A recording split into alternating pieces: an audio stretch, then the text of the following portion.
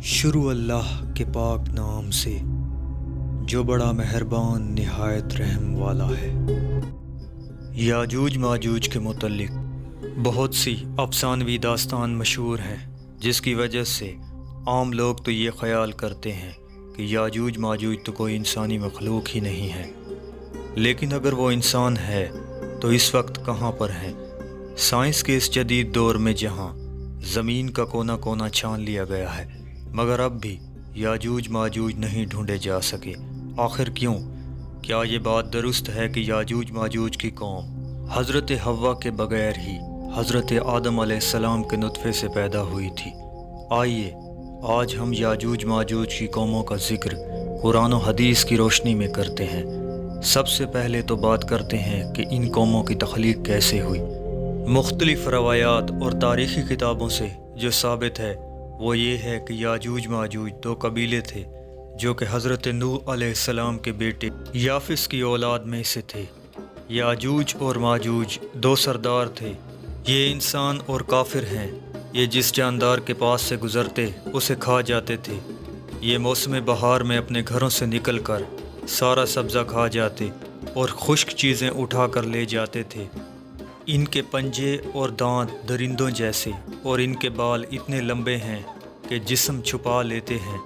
اس وقت دنیا میں ہماری آبادی کے ایک انسان کے بدلے یاجوج ماجوج کی قوم کے 10 افراد موجود ہیں، یعنی یاجوج ماجوج کی قوم ہم سے 10 گنا زیادہ ہیں۔ ایک اور حدیث میں نبی کریم صلی اللہ علیہ وآلہ وسلم نے فرمایا کہ ہر ایک افراد میں 999 جہنمی ہوں گے۔ تمہیں بشارت ہو کہ وہ ایک آدمی تم میں سے ہوگا اور 1000 دوزخی یاجوج ماجوج کی قوم سے۔ پھر نبی کریم صلی اللہ علیہ وآلہ وسلم نے فرمایا، قسم اس ذات کی کہ جس کے ہاتھ میں میری جان ہے، مجھے امید ہے کہ تم یعنی امت مسلمہ تمام جنت والوں کے 1/3 ہوگے۔ اس حدیث پاک سے یہ اندازہ کر سکتے ہیں کہ یاجوج ماجوج کی تعداد کتنی ہوگی۔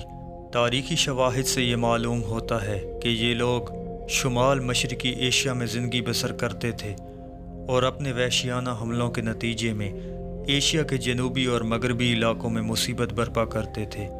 بعض تاریخ دانوں نے ان کی رہائشی علاقوں کو ماسکو اور توبلسے کے آس پاس بتلایا ہے، اور بعض کا خیال ہے کہ یہ یاجوج ماجوج کا شہر تبت اور چین سے بحیرہ منجمد شمالی تک اور مغرب میں ترغستان تک پھیلے ہوئے تھے۔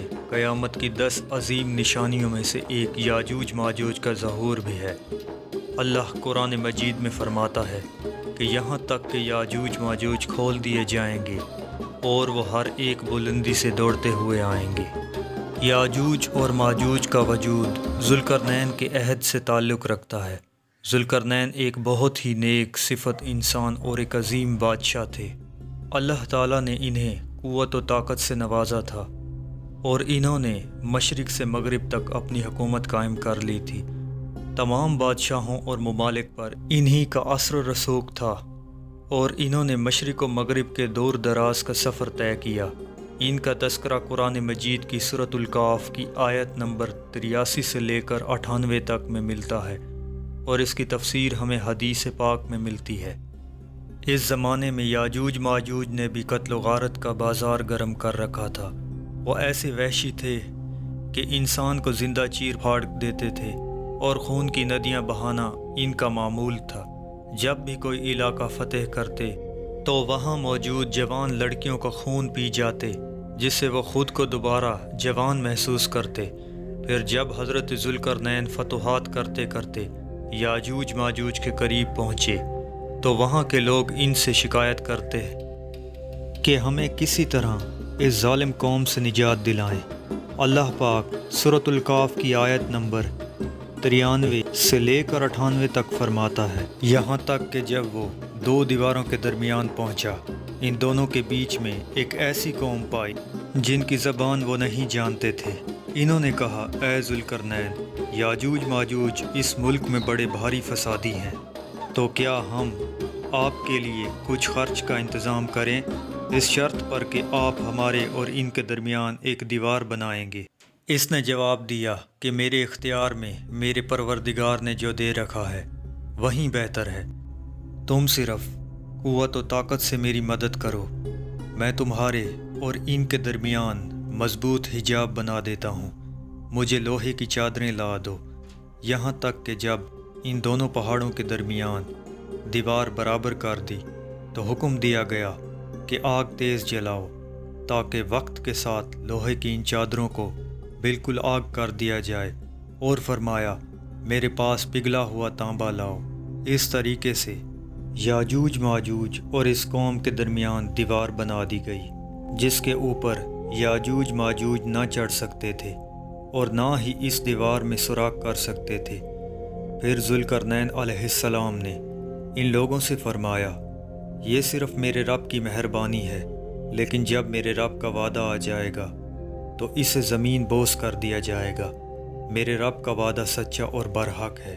اب آپ یہ تو جان چکے ہیں کہ یاجوج ماجوج کو کس نے اور کیسے قید کیا ہے، لیکن سوال اب یہ ہے کہ اب وہ کیسے واپس آئیں گے، اس دیوار کو گرا کر باہر کیسے آئیں گے؟